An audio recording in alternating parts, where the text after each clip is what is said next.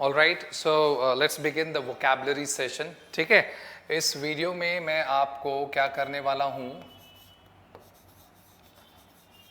Mnemonics plus root words, mnemonics plus root words की help से कुछ वर्ड्स याद कराऊंगा। एक सीरीज बनाऊंगा एक्चुअली पूरी, देखो आपको बड़ा मजा आने वाला है। ठीक है, क्योंकि मैं दोनों का मिक्स करके आपको वर्ड्स याद कराने की कोशिश करूंगा। बिफोर आई प्रोसीड, मैं आपको पहले बता दूं निमोनिक्स का मतलब क्या होता है। तो भाई निमोनिक्स का मतलब होता है technique, technique to memorize something. ठीक है, टेक्निक टू मेमोराइज समथिंग। कभी कभी ना ये वर्ड भी पेपर में पूछ लेता है, तो ध्यान रखना निमोनिक्स का मतलब होता है टेक्निक टू मेमोराइज समथिंग, है ना, किसी चीज को याद करने की टेक्निक। और रूट वर्ड्स तो इंग्लिश में आपको पता ही है, ग्रीक और लैटिन लैंग्वेज से काफी सारे इंग्लिश के वर्ड्स लिए गए हैं और फिर उनको फर्दर वर्ड्स में डेवलप कर दिया जाता है। आपने प्रीफिक्स और सफिक्स भी सुना होगा, है ना, प्रीफिक्स और सफिक्स भी यहीं से आया है। ठीक है, तो कुछ इंग्लिश में प्रीफिक्स एंड सफिक्सेस होते हैं। जैसे आज मैं आपको एक प्रीफिक्स पढ़ाऊंगा एंटी, तो एंटी का मीनिंग क्या होता है, अगेंस्ट। ये ग्रीक का वर्ड है एक। तो इंग्लिश में क्या किया गया ना, ग्रीक का वर्ड उठा लिया एंटी और फिर उस पर वर्ड बनाना शुरू कर दिया। ठीक है, आज हम इस रूट वर्ड को देखेंगे और पढ़ेंगे। तो मैं निमोनिक्स का यूज भी करूंगा, यानी कि हम टेक्निक यूज करेंगे कुछ ऐसी ताकि आपको वर्ड जल्दी से याद हो जाए, और फिर मैं उसमें रूट वर्ड्स भी मिक्स करूंगा। तो मजा आने वाला है। आज पहला लेटर मैं ले रहा हूं इस वीडियो में। ठीक है, और पहला वर्ड मैं लेने जा रहा हूं, तो करते हैं इसको। ध्यान से देखना, ध्यान से समझना। अगर 100% कंसंट्रेट करके आपने ये वीडियो देख लिया ना, तो आज जितने वर्ड बताने जा रहा हूं ना, सब के सब आपको याद हो जाएंगे। बट रिक्वायरमेंट सिर्फ इतनी है कि 100% कंसंट्रेट करके देखना है। ठीक है, चलो तो आगे बढ़ते हैं, वर्ड ले लेते हैं। देखो मैं कैसे आपको वर्ड याद कराने जा रहा हूँ। एक आइडिया मेरे दिमाग में आया।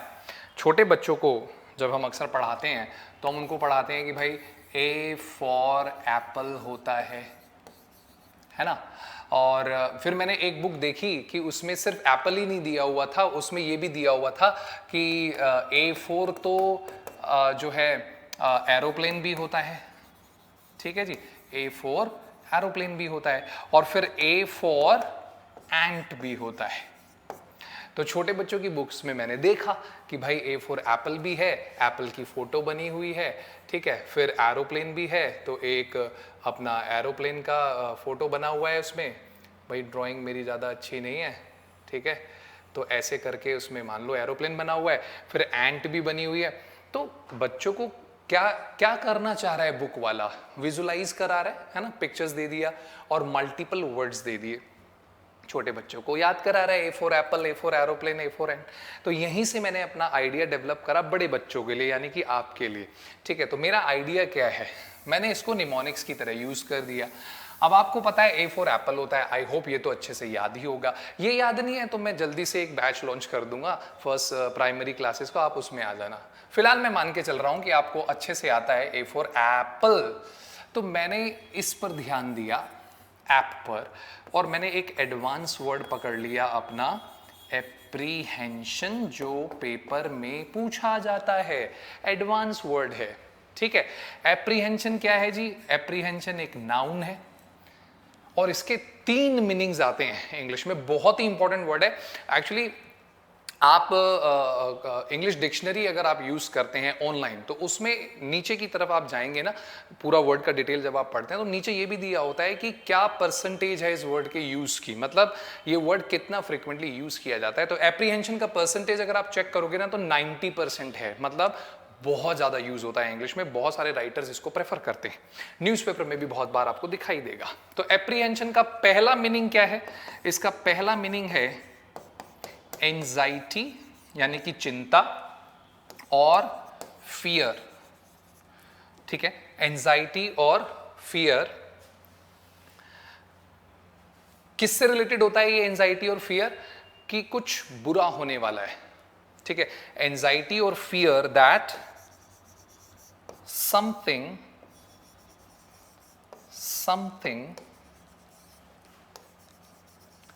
अनप्लेजेंट, है ना, बुरे को क्या बोलेंगे, unpleasant, is going to happen, is going to happen।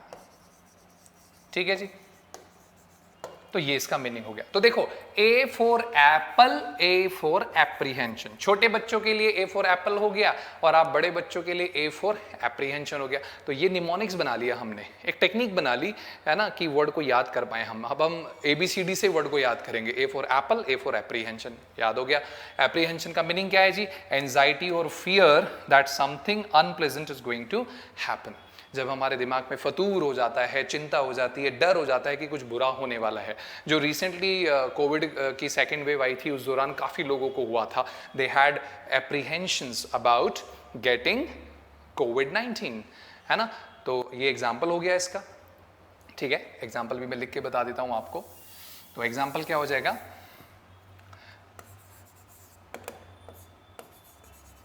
कि many patients with COVID-19 infection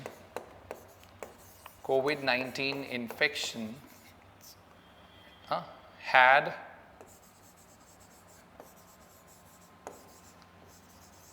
apprehensions that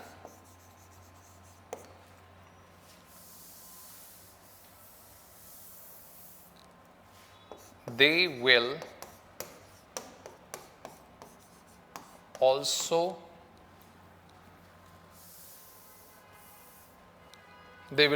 die, है ना। तो क्या हुआ भाई, बहुत सारे कोविड-19 के जो इन्फेक्शंस के साथ जो पेशेंट्स थे, उनको ये फियर था, ये एंजाइटी था कि वो भी मर जाएंगे, क्योंकि बहुत सारी डेथ्स हुई थी। तो किसी भी एंजाइटी और फियर को एप्रीहेंशन बोलते हैं। So I hope A for apple, A for apprehension याद करना आसान हो गया, वर्ड समझ में आ गया। नाउन है, पार्ट्स ऑफ स्पीच ध्यान रखो, नाउन होता है। और SION है ना, एक सफिक्स है, ये भी थोड़ा सा बता देता हूँ आपको। SION जो है वो क्या है इंग्लिश में, एक सफिक्स है, ग्रामेटिकल सफिक्स है। जिस वर्ड के पीछे SION आता है वो नाउन्स होते हैं, ठीक है। जिस भी वर्ड के पीछे SION आता है वो नाउन होते हैं, ध्यान रखना, ठीक है। चलिए आगे बढ़ते हैं। अब एप्रीहेंशन का सेकंड मीनिंग क्या होता है? उसका सेकंड मीनिंग कॉम्प्रीहेंशन वर्ड आपने सुना होगा, है ना। तो कॉम्प्रीहेंशन और एप्रीहेंशन एक ही मीनिंग रखते हैं, ध्यान रखना, ठीक है। तो एप्रीहेंशन जो वर्ड है हमारा, उसका एक और मीनिंग होता है कॉम्प्रीहेंशन। अब कई बच्चों को कॉम्प्रीहेंशन ही नहीं पता होगा, जबकि एग्जाम में कॉम्प्रीहेंशन तो आते हैं, है ना, पैसेजेस आते हैं ना, अनसीन पैसेज आते हैं ना। तो कॉम्प्रीहेंशन का मतलब क्या होता है? अंडरस्टैंडिंग। भाई आपका कॉम्प्रीहेंशन ही तो चेक करता है एग्जामिनर पैसेज वगैरह देके, तो उसको बोलते हैं अंडरस्टैंडिंग या ग्रास्प, है ना। किसी चीज को समझने की जो पकड़ होती है उसको ग्रास्प बोलते हैं। तो एप्रीहेंशन इस सेंस में भी यूज होता है। जैसे मैं बोलूंगा कि his first apprehension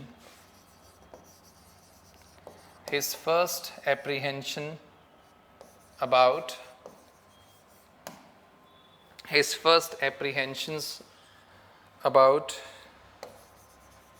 such large issues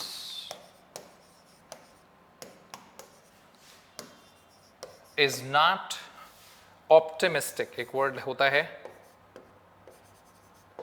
optimistic. Optimistic का मतलब होता है आशावादी, ठीक है ना।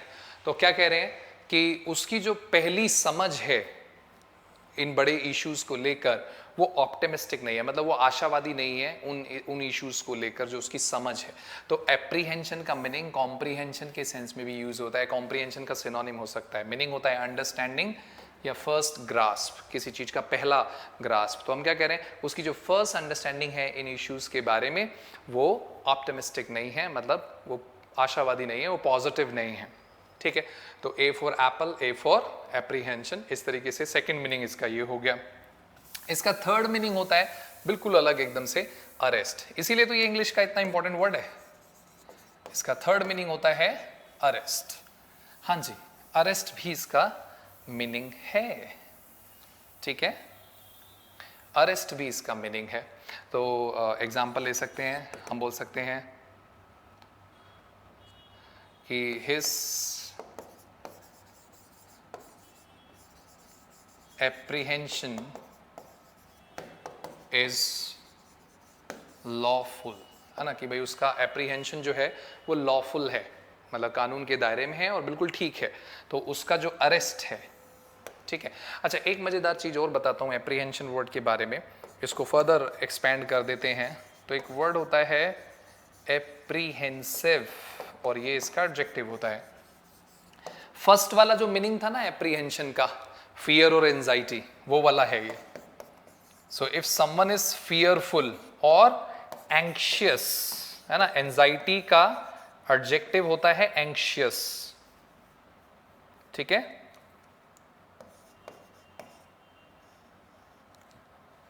तो कोई भी व्यक्ति जो फियरफुल है या एंग्शियस है फ्यूचर को लेकर कि कुछ बुरा होने वाला है, तो उसको बोलेंगे एप्रीहेंसिव। देखिए SION वाले वर्ड जो हैं वो नाउन होते हैं, यहां पर कुछ गलत हो गया है, एप्रीहेंशन लिखेंगे, है ना। तो एप्रीहेंशन, SION वाले वर्ड क्या हो गए, नाउन हो गए, SIVE वाले वर्ड क्या हो गए, एडजेक्टिव हो गए, ठीक है। जैसे मैं बोलूंगा कि I am apprehensive about the results, I am apprehensive about the result, कि भाई मैं रिजल्ट को लेकर एप्रीहेंसिव हूं, मतलब एंग्शियस हूं, फियरफुल हूं कि कुछ बुरा ना हो जाए, ठीक है। तो ये इसके 3 मीनिंग हो गए और ये इसका एडजेक्टिव हो गया। अच्छा, इसकी वर्ब भी होती है, एप्रीहेंशन की एक वर्ब भी होती है जी, एप्रीहेंड बोलते हैं उसको। तो जब आप वर्ड को इतना डिटेल में पढ़ोगे और उसमें निमोनिक्स टेक्निक को मिक्स कर दोगे, रूट वर्ड को मिक्स कर दोगे, तो आई थिंक वर्ड, देखिए मेमोरी में वर्ड का बैठना बहुत जरूरी है कि वो आपको याद आ जाए, आप रिकॉल कर पाए। सिर्फ वर्ड मीनिंग पढ़ने से काम नहीं चलेगा, डिटेल में पढ़िए वर्ड्स को, जितना डिटेल में पढ़ेंगे उतना वो होल्ड होगा आपके ना। एप्रीहेंड एक वर्ब होती है, एप्रीहेंड जब वर्ब बनती है तो 2 मीनिंग में यूज होती है, एक तो अरेस्ट के मीनिंग में यूज कर सकते हैं और एक अंडरस्टैंड के मीनिंग में यूज कर सकते हैं। एप्रीहेंड का मीनिंग होता है टू अंडरस्टैंड या फिर टू अरेस्ट, इन 2 मीनिंग में आप इसको यूज कर सकते हो, टू अंडरस्टैंड और टू अरेस्ट, ठीक है। जैसे कैन यू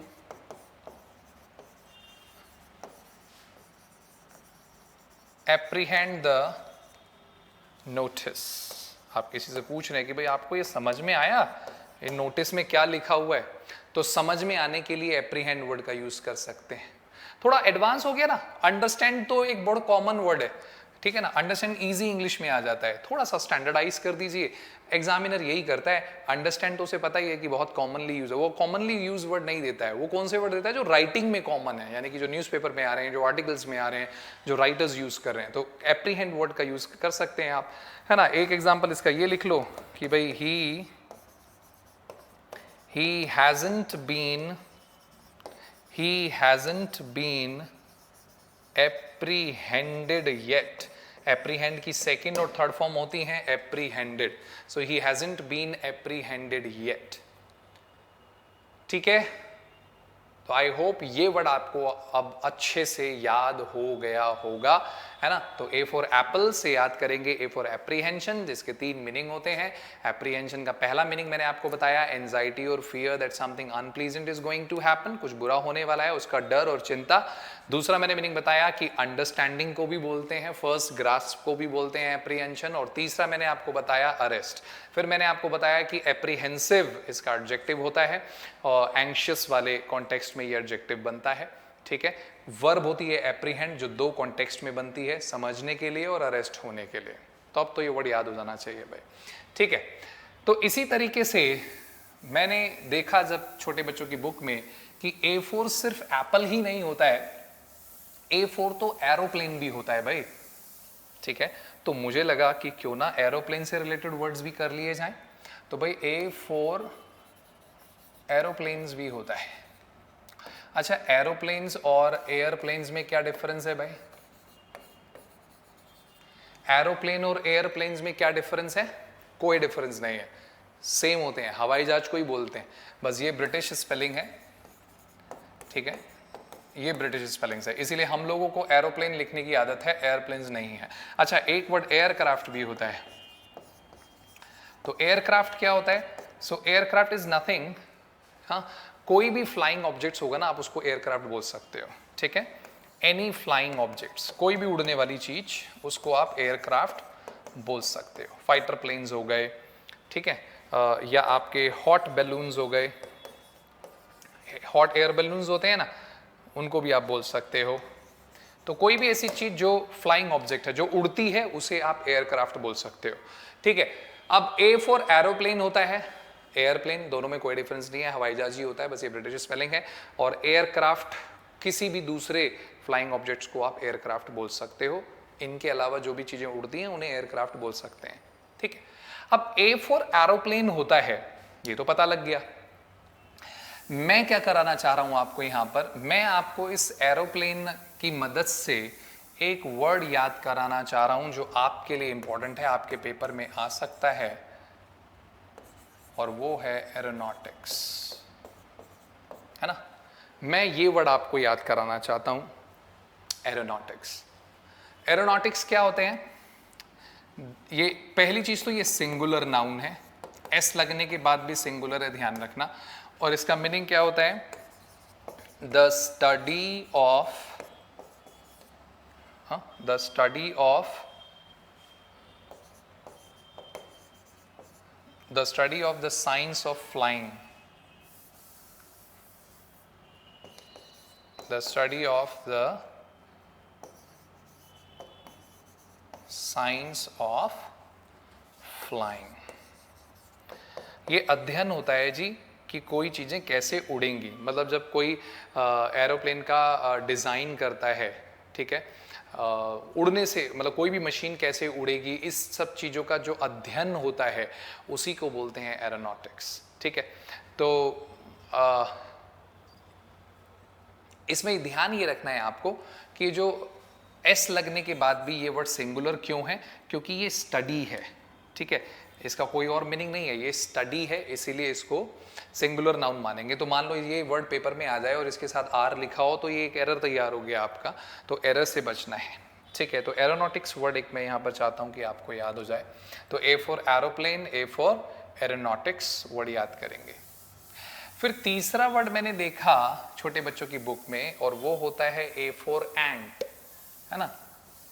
ए फॉर एंट भी होता है, ठीक है जी, ए फॉर एंट भी होता है। अब एंट से मुझे याद आया एंटी, जो कि एक रूट वर्ड है, ठीक है। एंटी एक रूट वर्ड है जिसका मीनिंग होता है अपोजिट टू समथिंग, किसी चीज के अगेंस्ट होना, अपोजिट टू समथिंग, ये इसका मीनिंग होता है, अपोजिट टू समथिंग, किसी चीज के अगेंस्ट होना, अपोजिट होना। तो यहां से हमारे काफी सारे वर्ड निकल जाते हैं। जैसे पहले मैं कुछ इजी वर्ड बता दूं आपको, जैसे एंटीबायोटिक, एंटीबायोटिक्स आपने सुना होगा। एंटीबायोटिक्स क्या होती हैं? दवाई होती हैं, है ना। Taken against, taken against bacterial infections, ऐसी दवाई जो बैक्टीरियल इन्फेक्शंस के अगेंस्ट ली जाती है ना, तो हम उनको एंटीबायोटिक्स बोलते हैं। तो जब हम बीमार होते हैं तो डॉक्टर्स हमें क्या करता है, कई बार एंटीबायोटिक्स देता है, क्योंकि हमें बैक्टीरियल इन्फेक्शंस होते हैं तो वो एंटीबायोटिक दे देता है। तो एंटी का मतलब क्या हो गया? अगेंस्ट, और बायोटिक का मतलब बैक्टीरिया, तो जो बैक्टीरिया के अगेंस्ट हो वो एंटीबायोटिक्स। तो ए फॉर एंट से आप एंटी, देखिए एंट एंटी काफी मैच हो रहा है ना, तो आप इस तरीके से निमोनिक्स बोलते हैं इसको ना, टेक्निक को रिलेट करना और फिर वर्ड को डेवलप कर लेना, ठीक है।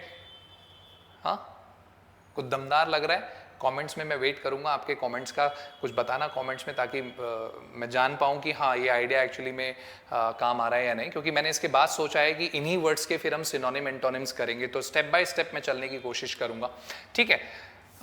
एंटी से और भी वर्ड आप लिख सकते हो, जैसे आपने एंटीबायोटिक लिखा, ऐसे ही एक वर्ड आपने सुना होगा एंटीसेप्टिक होता है। एंटीसेप्टिक भी दवाइयाँ ही होती हैं या ऑइंटमेंट होती हैं लगाने वाली, खाने वाली लगाने वाली दोनों होती हैं। तो ये क्या होती हैं? टेकन अगेंस्ट इन्फेक्शंस, ये भी इन्फेक्शंस के अगेंस्ट ही दवाइयाँ होती हैं, ली जाती हैं। तो आप देख रहे हैं जहां भी एंटी वर्ड आ रहे हैं ना वहां पर अगेंस्ट आ गया, अपोजिट हो गया किसी चीज का। या जैसे आपने सुना होगा एंटीऑक्सीडेंट। एंटीऑक्सीडेंट्स क्या होते हैं भाई? विटामिन्स होते हैं, मिनरल्स होते हैं, है ना, वो एंटीऑक्सीडेंट्स होते हैं, वो हमारी बॉडी के लिए हेल्पफुल होते हैं। ऑक्सीडेशन आपको पता होगा, ऑक्सीडेशन क्या होता है?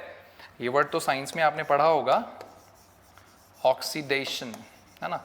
It's a process of removing electron from a molecule during a chemical process. तो हमारी बॉडी में भी ऐसा होता है, तो इसीलिए डॉक्टर्स क्या कहते हैं कि भाई एंटीऑक्सीडेंट लो, हल्दी खाओ, है ना। टर्मरिक जो होती है उसमें बहुत एंटीऑक्सीडेंट्स होते हैं, जिस वजह से आप हेल्दी रह सकते हैं, आपके सेल्स जो हैं वो डेड नहीं होंगे, क्योंकि जब ऑक्सीडेशन होता है बॉडी के अंदर तो सेल्स डेड होने का डर रहता है, तो उसलिए एंटीऑक्सीडेंट जरूरी होता है। तो बायो में आप लोग पढ़ते होंगे, तो एंटीऑक्सीडेंट मतलब जो ऑक्सीडेशन के अगेंस्ट हो, ठीक है, जो बॉडी के ऑक्सीडेशन के अगेंस्ट हो। तो ये भी एक तरीके से मेडिसिन ही होती हैं, या ये कह लो न्यूट्रिशंस होते हैं, जो हम खाना खाते हैं उसमें हमें न्यूट्रिशंस मिलते हैं, उसमें एंटीऑक्सीडेंट्स भी होते हैं। विटामिन ए, सी और ई मेनली माने जाते हैं, ठीक है। तो भाई नट्स खाया करो आप लोग, है ना, और कैरेट खाया करो, रॉ वेजिटेबल्स खाया करो, ठीक है। तो एंटीसेप्टिक हो गया, एंटीबायोटिक हो गया, एंटीऑक्सीडेंट हो गया, ये सारे रूट वर्ड एंटी से आ रहे हैं, ठीक है। इसके बाद कुछ बड़े कॉमन वर्ड जो आपके एग्जाम में पूछ लेता है, एंटी से ही बता देता हूं, जैसे एंटीपैथी, ये वर्ड आपको बहुत आता है। एंटीपैथी एक नाउन है जिसका मीनिंग होता है स्ट्रॉन्ग डिसलाइक, किसी चीज के प्रति बहुत ही ज्यादा डिसलाइक, कोई चीज आपको बिल्कुल नापसंद है तो उसे बोलते हैं एंटीपैथी, ठीक है। एंटी मीन्स अगेंस्ट, और पैथ वर्ड आप देखो, आपने देखा होगा पैथ वर्ड अक्सर पैथोलॉजी भी वैसे तो एक रूट वर्ड बनता है इसका, जो ब्लड टेस्ट वगैरह होते हैं, वो खैर एक अलग लाइन है। फिलहाल आप एंटी से ध्यान रखिए, एंटी मीन्स अगेंस्ट, ठीक है। तो स्ट्रॉन्ग डिसलाइक, आप किसी चीज के बहुत ही अगेंस्ट हैं, आपको बिल्कुल पसंद नहीं है। इसी से मुझे एक वर्ड और याद आ रहा है, एंटागोनिस्ट। एंटागोनिस्ट क्या होता है? आपका ओपोनेंट, जो आपका ओपोनेंट होता है, जो आपके अगेंस्ट होता है। या मैं अगर बॉलीवुड मूवीज के, हॉलीवुड मूवीज के कॉन्टेक्स्ट में देखूं, जो विलेन होते हैं ना, जो हीरो के अगेंस्ट होते हैं, एडवर्सरी बोलते हैं। इसका एक सिनोनिम क्या हो सकता है? बहुत ज्यादा कॉमन वर्ड है एडवर्सरी, जो आपका अपोनेंट होता है उसको एडवर्सरी भी बोलते हैं। तो एंटा, एंटी वर्ड जहां पर आ जाए समझ जाओ कोई ना कोई अगेंस्ट है आपके, तो एंटागोनिस्ट। अच्छा, ये आईएसटी जो आप देख रहे हो, आईएसटी क्या है भाई? आईएसटी एक ग्रामेटिकल सफिक्स है, इसका भी ध्यान रखो। ये भी नाउन होता है, और ये कौन से वाला नाउन होता है? ये पर्सन वाला नाउन होता है, यानी कि जो इंसान को बताता है। आपको पता है नाउन दो तरह के होते हैं, एक जो इंसान को बताते हैं और एक जो सिचुएशन को बताते हैं, ठीक है। तो एंटागोनिस्ट कौन सा नाउन है? जो इंसान वाला नाउन है, क्योंकि आईएसटी जो है वो एक सफिक्स है, एक नाउन सफिक्स है जो इंसान को बताता है। आई होप ये क्लियर हो रहा है आपको, है ना। और ज्यादा क्लैरिटी के लिए मैं आपको बता देता हूं, इसी का दूसरा नाउन क्या होता है? एंटागोनिज्म, इसको बोलते हैं एंटागोनिज्म। अब देखिए आईएसएम वाले जो नाउन होते हैं ना, ये सिचुएशंस के होते हैं, है ना। इसका मीनिंग क्या है? इसका मीनिंग है सिर्फ स्ट्रॉन्ग डिसलाइक। तो एंटीपैथी का सिनोनिम हो गया एंटागोनिज्म, ठीक है। तो एंटागोनिज्म कैसा नाउन है? सिचुएशन वाला, स्ट्रॉन्ग डिसलाइक, ठीक है। और एंटागोनिस्ट कौन है? जो अपोनेंट है, जो एडवर्सरी है आपका। तो एंटागोनिज्म को अक्सर स्ट्रॉन्ग डिसलाइक की कॉन्टेक्स्ट में यूज कर लिया जाता है, क्योंकि जो आपका ओपोनेंट है वो डेफिनेटली आपसे क्या रखेगा? जो एंटागोनिस्ट है वो क्या रखेगा आपके लिए? एंटागोनिज्म रखेगा, एंटीपैथी होगा, ठीक है, आपके लिए स्ट्रॉन्ग डिसलाइक रखेगा। तो एंटी, एंटा वर्ड से हमें क्या क्लिक हो जाता है कि something is opposite, something is against, तो वो थोड़ा रिकॉल करना आसान हो जाता है, ठीक है। और एक वर्ड ले लेते हैं, या कुछ और इजी से वर्ड आपने सुने होंगे, जैसे आपने सुना होगा भाई ये तो बिल्कुल ही एंटी सोशल है ना, ये तो एंटी सोशल है। तो एंटी सोशल लोग कौन होते हैं? जो अगेंस्ट सोशल होते हैं, मतलब ये लोग बिल्कुल भी किसी के साथ उठते बैठते नहीं है, एंटी सोशल हैं, सोशलाइज नहीं होते, लोगों के साथ बैठते उठते नहीं है, बात नहीं करते हैं, अगेंस्ट हैं सोशल होने के, एंटी सोशल बन गया। या मुझे एक वर्ड और याद आ रहा है, एंटीसिपेशन। एंटीसिपेशन, ये भी वर्ड इंपॉर्टेंट है, कई बार यूज होता है, नाउन है। एंटीसिपेशन का मीनिंग क्या होता है? एंटीसिपेशन का मीनिंग होता है पहले से ही अनुमान लगाना, है ना। तो हम क्या बोल सकते हैं एंटीसिपेशन के केस में? हम बोल सकते हैं guessing that something is going to happen. Guessing या एक्सपेक्टिंग भी लिख सकते हो आप, ठीक है। गेसिंग और expecting that something is going to happen.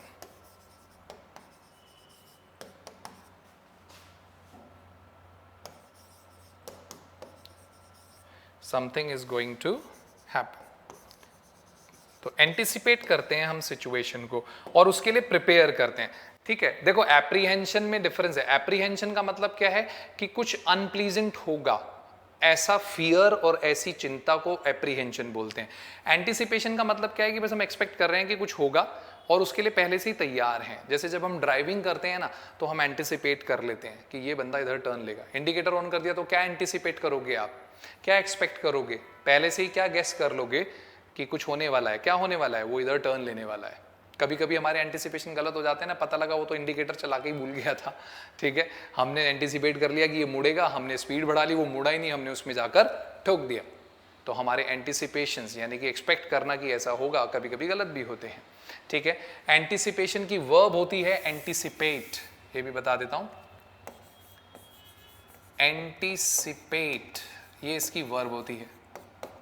अच्छा, जो लोग अच्छा एंटिसिपेट कर पाते हैं ना, उन्हीं को हम स्पॉन्टेनियस बोलते हैं कि भाई ये बहुत ही स्पॉन्टेनियस है।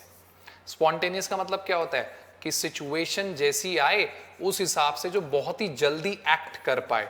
एडजेक्टिव होता है ये वर्ड, क्योंकि जिस वर्ड में OUS आते हैं वो एडजेक्टिव्स होते हैं। तो जो लोग एंटिसिपेट अच्छा कर पाते हैं ना सिचुएशंस को कि अब ऐसा होगा, वो लोग कैसे होते हैं? स्पॉन्टेनियस होते हैं। मान लो आप कहीं पे परफॉर्मेंस प्लान करके गए थे, लेकिन परफॉर्मेंस वैसे कभी भी ऐसा नहीं होता ना कि प्लान के अकॉर्डिंग 100% चले।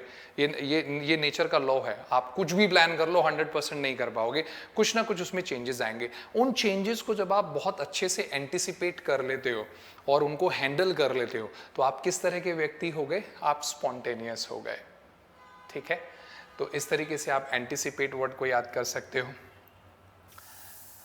All right, so I hope this much is enough. एक वीडियो के लिए इतना बहुत है। काफ़ी सारे अच्छे वर्ड्स इसमें आपको सीखने को मिले, तो भाई इनको पढ़िए, बार बार देखिए और 100% फोकस के साथ वीडियो को आपने देखा होगा, आई एम श्योर, तो ये आपको जरूर याद हो जाएंगे। इसी तरीके से मैं पूरा ये जो 26 लेटर्स होते हैं ना इंग्लिश में, ऐसी ही सीरीज चला दूंगा जिसमें हम बच्चों की बुक्स की मदद से ईजी वर्ड्स से डिफिकल्ट वर्ड्स याद करेंगे। जैसे हमने A फॉर एप्पल से A फॉर एप्रीहेंशन याद करा, A फॉर एरोप्लेन से हमने एरोनॉटिक्स याद करा, और A फॉर एंट से हमने एंटी रूट को याद करा, विच मीन्स अगेंस्ट समथिंग, और एंटी से आपने एंटीपैथी, एंटागोनिस्ट, ठीक है, एंटीबायोटिक, एंटीऑक्सीडेंट क्या होते हैं, ये सब वर्ड याद करें। और ये सब वर्ड आपके पेपर में आते हैं, इंपॉर्टेंट वर्ड्स हैं और एडवांस लेवल के वर्ड हैं, राइट। So that's it.